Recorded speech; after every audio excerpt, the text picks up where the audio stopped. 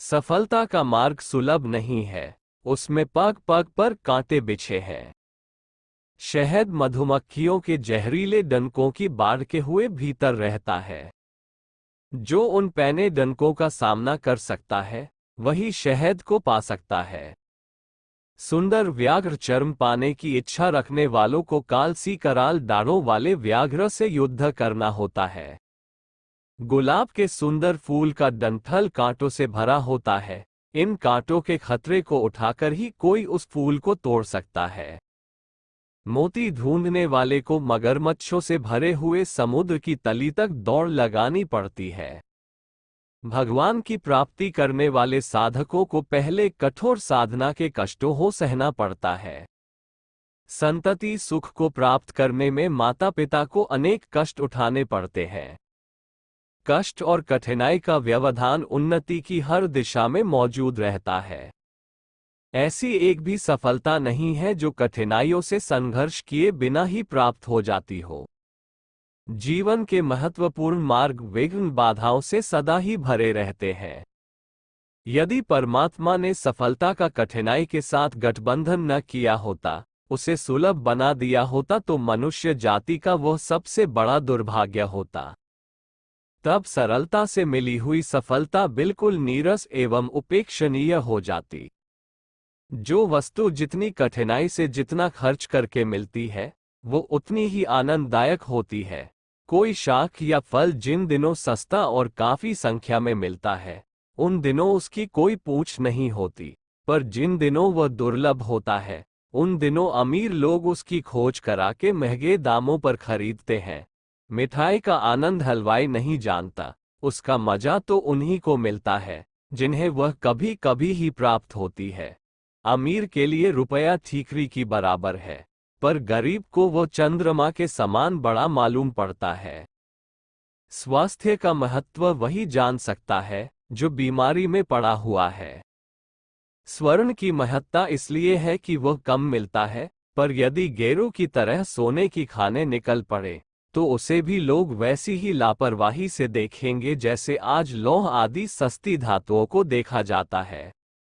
जब लकड़ियां घिसकर आग पैदा की जाती थी, तब अग्नि का बड़ा भारी महत्व था। देवता की तरह उसकी पूजा होती थी। पर अब जब दिया सलाई के बक्स दुकान में भरे पड़े हैं, तब अग्नि की कौन परवाह करता है। जिनके संतति नहीं है, उनके लिए एक बालक का होना किसी देवता के अवतार लेने के बराबर महत्वपूर्ण है। पर जिनके यहाँ हर दूसरे वर्ष बच्चे आ टपकते हैं, उनके लिए नए बालक का जन्म चिंता, झुंझलाहट, दुर्भाग्य सूचक और कष्टदायक होता है। दुर्लभता और दुष्प्राप्यता से आनंद का घनिष्ठ संबंध है। जब प्रेमी और प्रेमिका दूर दूर रहते हैं, तो एक दूसरे को चंद्र चकोर की भांति याद किया करते हैं, परंतु सदा ही एक जगह रहना होता है तो दाल में नमक कम पड़ने या सिंदूर की बिंदी लाने में भूल हो जाने जैसी छोटी बातों पर कलह होने लगती है। जो वस्तुएं दुर्लभ हैं, सर्वसाधारण को आसानी से नहीं मिलती, उन्हें सफलता कहते हैं। जिन कार्यों की सफलता सर्वसुलभ है, वैसे कार्य तो सब लोग सदा करते ही रहते हैं। उनके लिए न कोई पुस्तक पढ़ने की आवश्यकता पड़ती है और न लेखक को लिखने की। यदि महत्वपूर्ण सफलताओं को प्राप्त करने में कुछ बाधा न होती तो वे महत्वपूर्ण न रहती और न उनमें कुछ रस आता। कोई रस और कोई विशेषता न रहने पर यह संसार बड़ा ही नीरस एवं कुरूप हो जाता। लोगों को जीवन काटना एक भार ढोने की भांति अप्रिय कार्य प्रतीत होने लगता। कठिनाइयों के न रहने पर एक और हानि होती है कि मनुष्य की क्रियाशीलता, कुशलता एवं चैतन्यता नष्ट हो जाती है। ठोकरें खा खाकर अनुभव एकत्रित किया जाता है। घिसने और पिसने से योग्यता बढ़ती है। कष्ट की चोट सहकर मनुष्य दृढ़, बलवान और साहसी बनता है। मुसीबत की अग्नि में तपाए जाने पर बहुत सी कमजोरियां जल जाती हैं और मनुष्य खरे सोने की तरह चमकने लगता है। हथियार की धार पत्थर पर रगड़ने से तेज होती है, खराद पर चढ़ाने से हीरे में चमक आती है। घात प्रतिघातों की ठोकर खाकर रबड़ की गेंद की तरह अंतःचेतना में उछाल आता है और वह एक स्थान से दूसरे स्थान पर पहुंचने की गतिविधि आरंभ कर देती है। बिना चोट लगे गेंद नहीं उछलती, बिना थपकी लगे मृदंग नहीं बजता, बिना एड़ लगाए घोड़े की चाल में तीव्रता नहीं आती। मनुष्य भी ऐसे ही तत्वों से बना हुआ है कि यदि उसे ठोकर न लगे, कठिनाई के संघर्ष में न पड़ना पड़े, तो उसकी सुप्त शक्तियां जागृत न हो सकेंगी और जहां का तहां पड़ा दिन काटता रहेगा। सफलता में आनंद कायम रखने और शक्तियों के चैतन्य होकर विकास के मार्ग पर प्रवृत्त होने के लिए जीवन में कष्ट और कठिनाइयों का रहना बड़ा ही आवश्यक है।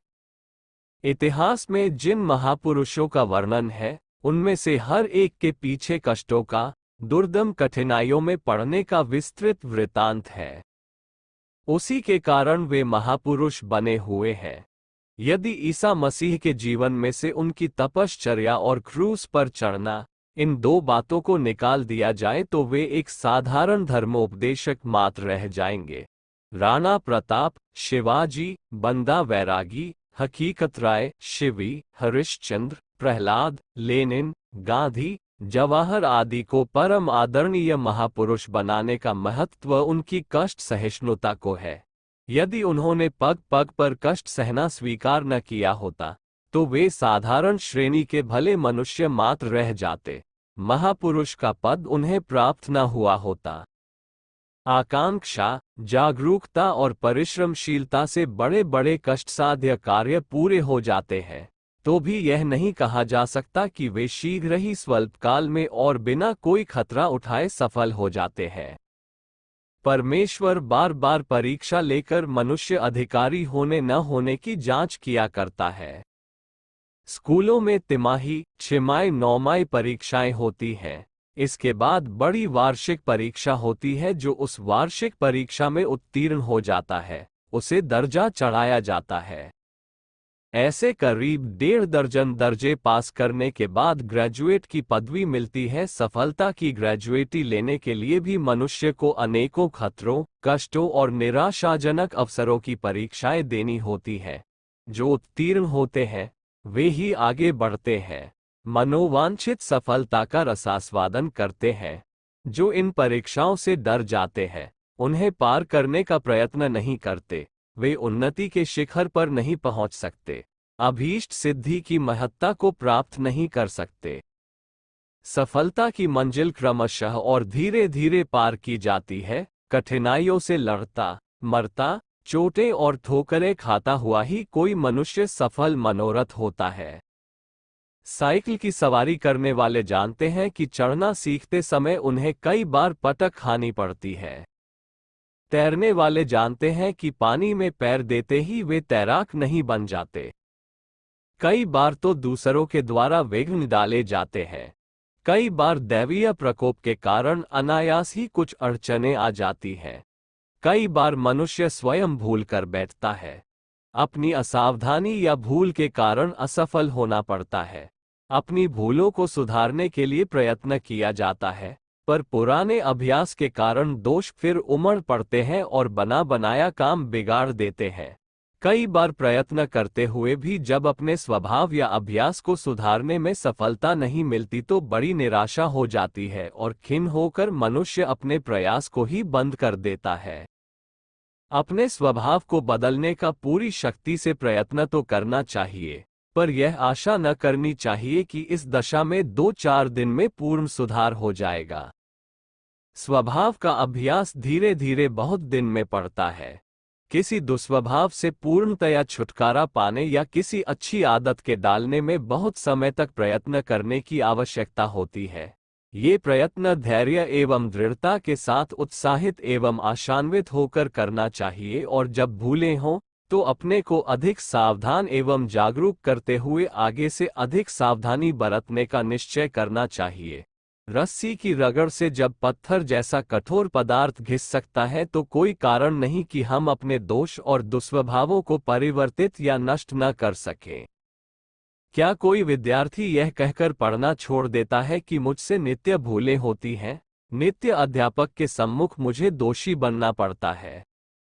भूले करते हुए भी विद्यार्थी निरंतर अपना अध्ययन जारी रखता है।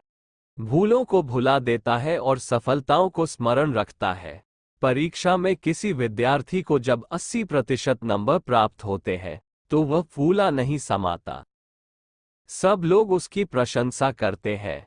इस छात्र ने यद्यपि भूल भी की है, 20% प्रश्न उसने बिल्कुल गलत किए हैं।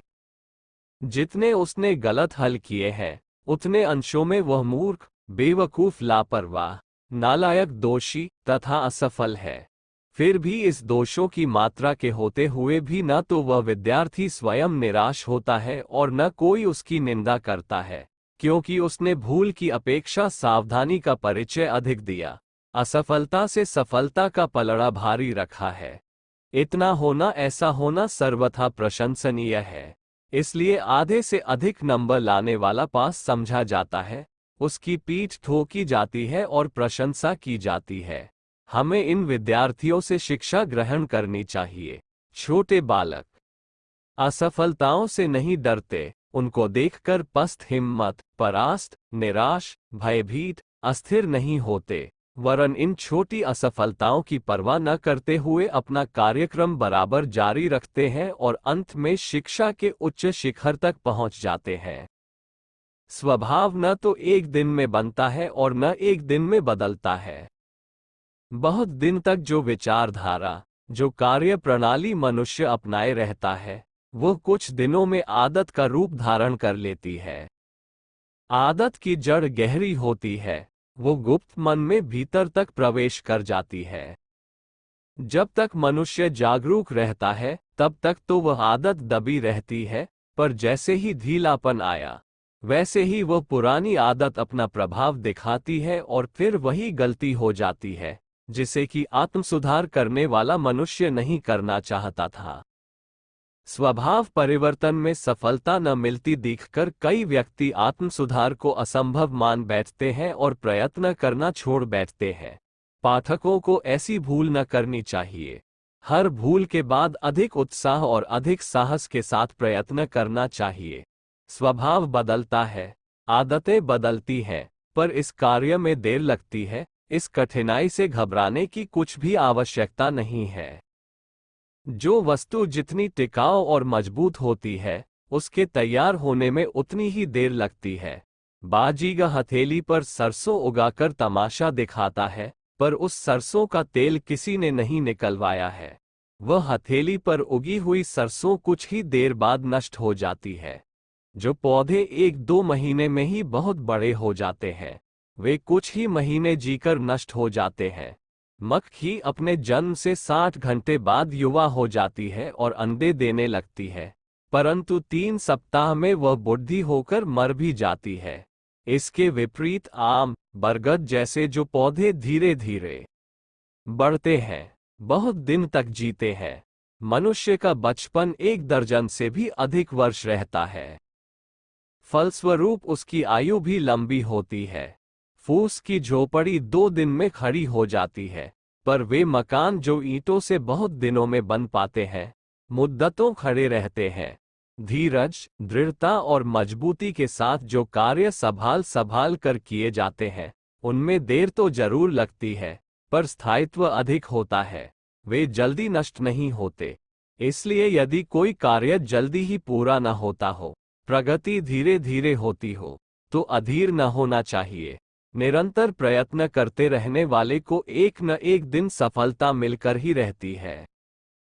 कई बार आकस्मिक परिस्थितियां आड़े आ जाती हैं और बने काम को बिगाड़ देती हैं।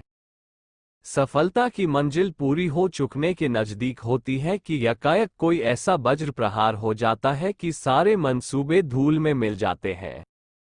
पूरा प्रयत्न करने, पूरी सावधानी बरतने पर भी इस प्रकार के संकट सामने आ जाते हैं, जो बिल्कुल ही आकस्मिक होते हैं, पहले से उनकी कल्पना भी नहीं रहती।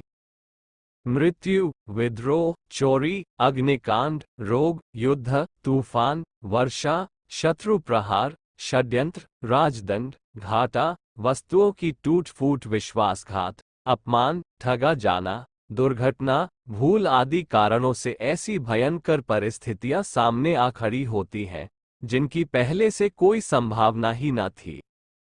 जिन्हें ऐसी विषम स्थिति में होकर गुजरने का साहस, अनुभव या अभ्यास नहीं होता, वे यकायक घबरा जाते हैं, किंकर्तव्य विमूढ़ हो जाते हैं, उन्हें सूझ नहीं पड़ता कि क्या करें क्या न करें।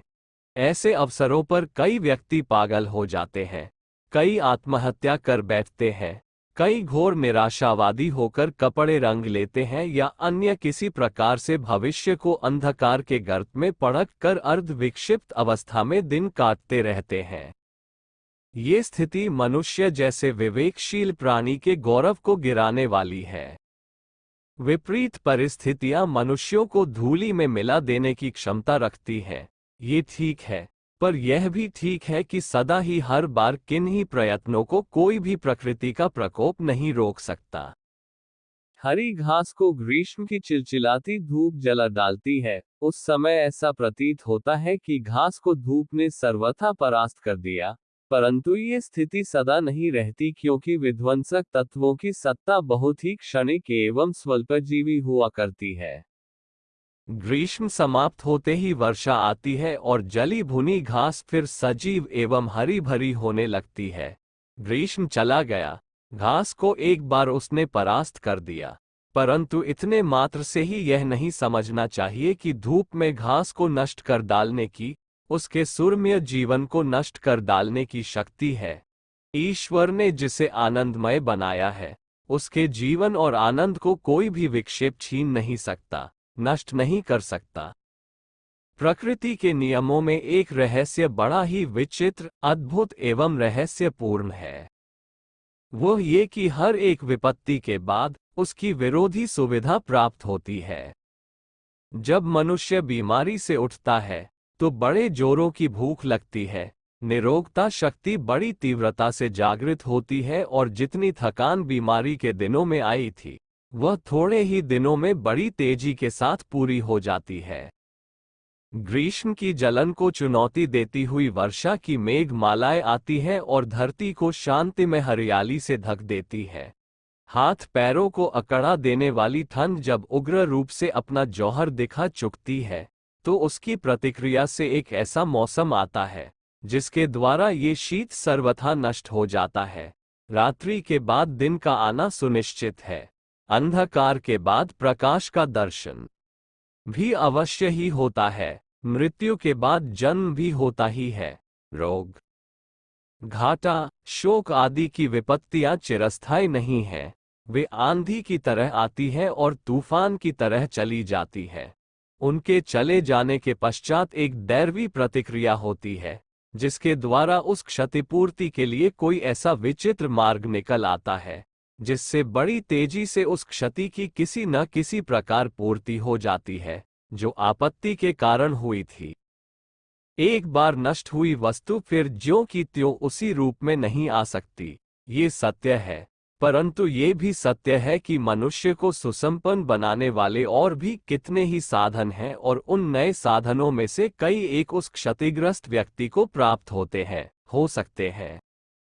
जब घास को हम बार बार हरी होते हुए देखते हैं, जब अंधकार को हम बार बार नष्ट होते हुए देखते हैं, जब रोगियों को पुनः आरोग्य लाभ करते देखते हैं, तो कोई कारण नहीं कि विपत्ति के बाद पुनः संपत्ति प्राप्त होने की आशा न की जाए। जो उज्ज्वल भविष्य की आशा नहीं करता, जिसे यह विश्वास नहीं कि मुझे पुनः अच्छी स्थिति प्राप्त होगी, वह नास्तिक है। जिसे ईश्वर की दयालुता पर विश्वास न होगा, वही ऐसा सोच सकता है कि मेरा भविष्य अंधकार में पड़ गया। जो पर्वत को राय कर सकता है, उसकी शक्ति पर यह भी भरोसा करना चाहिए कि राय को पर्वत भी कर सकता है। जो आज रो रहा है, उसे यह न सोचना चाहिए कि उसे सदा ही रोता रहना पड़ेगा। ऐसी निराशा परमात्मा के परम प्रिय पुत्र को किसी प्रकार शोभा नहीं देती। जब किसी की एक टांग टूट जाती है, तो उस समय ऐसा प्रतीत होता है कि एक टांग से चलना तो दूर खड़ा रहना भी मुश्किल है, अब उससे किसी प्रकार चला फिरा न जा सकेगा। पर जब अधीरता छोड़कर विवेक से काम लिया जाता है, तो काम चलाओ तरकीब निकल आती है। लकड़ी का पैर लगाकर वो लंगड़ा आदमी अपना काम करने लगता है। इसी प्रकार अन्य कोई अंग भंग हो जाने पर भी उसकी क्षतिपूर्ति किसी अन्य प्रकार हो जाती है और फिर कुछ दिन बाद उस अभाव का खटकना बंद हो जाता है। मैं पहले इतनी अच्छी दशा में था, अब इतनी खराब दशा में आ गया। ये सोच सोचकर रोते रहना और अपने चित्त को क्लेशान्वित बनाए रहना कोई लाभदायक तरीका नहीं है। इससे लाभ कुछ नहीं होता, हानि अधिक होती है। दुर्भाग्य का रोना रोने से, अपने भाग्य को कोसने से मन में एक प्रकार की आत्महीनता का भाव उत्पन्न होता है। मेरे ऊपर ईश्वर का कोप है, देवता रूठ गए हैं, भाग्य फूट गया है। इस प्रकार का भाव मन में आने से मस्तिष्क की शिराएं ढीली पड़ जाती है, रक्त की उष्णता एवं तेजी कम हो जाती है। आशा और प्रसन्नता की कमी के कारण नेत्रों की चमक मंद पड़ जाती है। निराश व्यक्ति चाहे किसी भी आयु का क्यों न हो, उसमें बूढ़ों के समान लक्षण प्रकट होने लगते हैं। मुंह लटक जाता है, चेहरे पर रूखापन और उदासी छाई रहती है। निराशा और नीरसता उसकी हर एक चेष्टा से टपकती है। उससे आदमी अपने शारीरिक और मानसिक दोनों प्रकार के स्वास्थ्य को खो बैठते हैं। मंदाग्नि, दस्त साफ न होना, दांत का दर्द, मुंह के छाले या सोते समय मुंह से लार बहना, सिर दर्द, जुकाम, बाल पकना, नींद कम आना, डरावने सपने दिखना, पेशाब में पीलापन व गंदलापन, मुंह या बगलों से अधिक बदबू आना, हाथ पैरों में हड़फूटन, दृष्टि कम हो जाना, कान में सनसन होना जैसे रोगों के उपद्रव आए दिन खड़े रहते हैं। निराशा के कारण शरीर की अग्नि मंद हो जाती है। अग्निमंदता से उपरोक्त प्रकार के रोग उत्पन्न होने लगते हैं। शनैः शनैः स्वास्थ्य को भुलाता हुआ वह व्यक्ति अल्प आयु में ही मृत्यु के मुख में चला जाता है। जो व्यक्ति अपने आप को दुर्भाग्यग्रस्त मान लेते हैं, उनमें मानसिक शिथिलता भी आ जाती है। कपाल की भूरी मज्जा, ग्रे मैटर, कुम्हला जाती है, उसमें से चिकनाई कम हो जाती है। विचार शक्तियों का संचालन करने वाले नाड़ी तंतु कठोर और शुष्क हो जाते हैं। उनमें जो विद्युत धारा बहा करती है, उसका प्रवाह नाम मात्र का रह जाता है। स्फुरण, कंपन, संकुचन, प्रसारण, सरीखी वे क्रियाएं जिनके द्वारा मानसिक शक्तियों में स्थिरता एवं वृद्धि होती है, बहुत ही धीमी पड़ जाती है। फल ये होता है कि अच्छा भला मस्तिष्क कुछ ही दिन में अपना काम छोड़ बैठता है, उसकी क्रिया शक्ति लुप्त हो जाती है। ऐसे आदमी बड़े भुलक्कड़ हो जाते हैं, याददाश्त में भारी कमी आ जाती है, पिछली बातें याद नहीं रहती, लोगों के नाम भूलना, चीजों को कहीं छोड़ना और कहीं तलाश करना, आवश्यक बातों और कार्यक्रमों का याद न रहने की गड़बड़ी नित्य होने लगती है। किसी बात का मौके पर तो जवाब नहीं बन पड़ता, पर समय निकल जाने पर सूझता है कि कह देते तो बड़ा अच्छा होता। निर्णय शक्ति, कल्पना शक्ति, परीक्षण शक्ति आदि अनेक महत्वपूर्ण शक्तियां कुंठित हो जाती है। चिड़चिड़ापन, झुंझलाहट, बड़बड़ाते रहना, सब पर अविश्वास करना, सूखे और निष्ठुर जवाब देना जैसी बुरी बातें स्वभाव में आकर शामिल हो जाती है।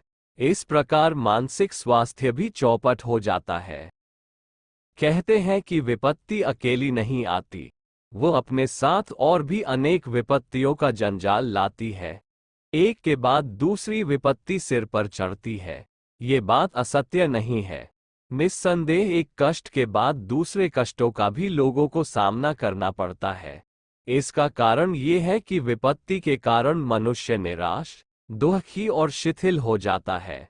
भूतकाल का स्मरण करने, रोने धोने और भविष्य का अंधकारमय कल्पना चित्र तैयार करने में ही उसका मस्तिष्क लगा रहता है, जिससे पुनः सुस्थिति प्राप्त करने की दिशा में सोचने और साहसपूर्ण मजबूत कदम उठाने की व्यवस्था नहीं बनती। उधर शारीरिक और मानसिक स्वास्थ्य चौपट होने लगता है। एक और स्वभाव के बिगड़ जाने के कारण विरोधी बढ़ जाते हैं और मित्रों में कमी हो जाती है। सब और भूल पर भूल और असावधानी पर असावधानी होने लगती है। दुष्टता की सत्ता का ऐसे ही अवसरों पर दाब लगता है, मौका देखकर उनके वाण भी चलने लगते हैं। निर्बल एवं अव्यवस्थित मनःस्थिति का होना मानो विपत्तियों को खुला निमंत्रण देना है। मरे हुए पशु की लाश देखकर दूर आकाश में उड़ते हुए चील कौवे उसके ऊपर टूट पड़ते हैं। इस प्रकार निराशा से शिथिल और चतुर्मुखी अव्यवस्था से ग्रस्त उस अर्धमित मनुष्य पर आपत्ति और कष्टों के चील कौवे टूट पड़ते हैं और इस उक्ति को चरितार्थ करते हैं कि विपत्ति अकेली नहीं आती। आकस्मिक विपत्ति का सिर पर आ पड़ना मनुष्य के लिए सचमुच बड़ा दुखदायी है। इससे उसकी बड़ी हानि होती है, किंतु उस विपत्ति की हानि से अनेक गुनी हानि करने वाला एक और कारण है, वह है विपत्ति की घबराहट। विपत्ति कही जाने वाली मूल घटना चाहे कैसी ही बड़ी क्यों ना हो, किसी का अत्यधिक अनिष्ट नहीं कर सकती। वह अधिक समय ठहरती भी नहीं, अपना एक प्रहार करके चली जाती है। परंतु विपत्ति की घबराहट ऐसी दुष्टा और पिशाचिनी है कि वह जिसके पीछे पड़ जाती है उसके गले से खून की प्यासी जोंक की तरह चिपक जाती है और जब तक उस मनुष्य को पूर्णतया निःसत्व नहीं कर देती तब तक उसका पीछा नहीं छोड़ती। विपत्ति के पश्चात आने वाले अनेकानेक जंजाल इस घबराहट के कारण ही आते हैं। शारीरिक, मानसिक और सामाजिक सुस्थिति का सत्यानाश करके वह मनुष्य की जीवनी शक्ति को चूसे ही जाती है। आकस्मिक विपत्तियों से मनुष्य नहीं बच सकता। राम, कृष्ण, हरिश्चंद्र, नल, पांडव, प्रताप, शिवाजी, गुरु गोविंद सिंह जैसी आत्माओं को विपत्ति ने नहीं छोड़ा तो अन्य कोई उसकी चपेटों से बच जाएगा, ऐसी आशा न करनी चाहिए। इस सृष्टि का विधि विधान कुछ ऐसा ही है कि संपत्ति और विपत्ति का, लाभ और हानि का चक्र हर एक के ऊपर चलता रहता है। प्रारब्ध कर्मों का भोग भुगताने के लिए, ठोकर देकर चेताने के लिए, क्रिया शक्ति, मजबूती, दृढ़ता और अनुभवशीलता की वृद्धि के लिए या किसी अन्य प्रयोजन के लिए विपत्तियां आती हैं। इसका ठीक ठीक कारण तो परमात्मा ही जानता है, पर इतना सुनिश्चित है कि विपत्तियों का प्रकोप विभिन्न मार्गों से समय समय पर हर एक के ऊपर होता रहता है। अप्रिय, अरुचिकर एवं असंतुष्ट करने वाली परिस्थितियां न्यूनाधिक मात्रा में हर किसी के सामने आती हैं। इनसे कोई भी पूर्णतया सुरक्षित नहीं रह सकता, पूरी तरह नहीं बच सकता। ये बात अवश्य है कि यदि हम चाहें तो उन विपत्तियों के पीछे आने वाले बड़े भयंकर और सत्यानाशी आपत्ति जंजालों से बचे रह सकते हैं और आसानी से उस आकस्मिक क्षति की पूर्ति कर सकते हैं। कठिनाई से लड़ने और उसे परास्त करके अपने पुरुषार्थ का परिचय देना, यह मनोवृत्ति ही सच्चे वीर पुरुषों को शोभा देती है। योद्धा पुरुष उस तलवार को चुनौती देते रहते हैं जिसके एक ही झटके में सिर धड़ से जुदा हो सकता है। बहादुरों को किसी का डर नहीं होता है, उन्हें अपना भविष्य सदा ही सुनहरा दिखाई पड़ता है। हतो वा प्राप्यसी स्वर्ग जित्वा वा भोक्ष्यसे महिम की भावना उनके मन में सदा ही उत्साह एवं आशा की ज्योति प्रदीप्त रखती है। बुरे समय के सच्चे तीन साथी होते हैं, धैर्य, साहस और प्रयत्न। जो इन तीनों को साथ रखता है उसका कोई कुछ नहीं बिगाड़ सकता। जिसने कठिन समय में अपने मानसिक संतुलन को कायम रखने का महत्व समझ लिया है, जो बुरी घड़ी में भी दृढ़ रहता है, अंधकार में रहकर भी जो प्रकाश पूर्ण प्रभात की आशा लगाए रहता है, वह वीर पुरुष सहज में ही दुर्गमता को पार कर जाता है। मानसिक संतुलन के कायम रहने से न शारीरिक स्वास्थ्य नष्ट होता है और न मानसिक गड़बड़ी पड़ती है। न उससे मित्र उदासीन होते हैं और न शत्रु उबलते हैं। इस प्रकार स्वनिर्मित दुर्घटनाओं से वह बच जाता है। अब केवल आकस्मिक विपत्ति की क्षतिपूर्ति का प्रश्न रह जाता है। अत्यधिक उग्र आकांक्षा और पूर्ण अनुभव के आधार पर वह अपनी विवेक बुद्धि से ऐसे साधन जुटा लेता है, ऐसे मार्ग तलाश कर लेता है कि पहली जैसी या उसके समतुल्य अन्य किसी प्रकार की सुखदायक परिस्थिति प्राप्त कर ले। जो बुरे समय में अपने साहस और धैर्य को कायम रखता है, वह भाग्यशाली वीर योद्धा जीवन भर कभी दुर्भाग्य की शिकायत नहीं करता, कष्ट की घड़ी उसे ईश्वरीय कोप नहीं वरन धैर्य, साहस और पुरुषार्थ की परीक्षा करने वाली चुनौती दिखाई पड़ती है। वह इस चुनौती को स्वीकार करने का गौरव लेने को सदा तैयार रहता है।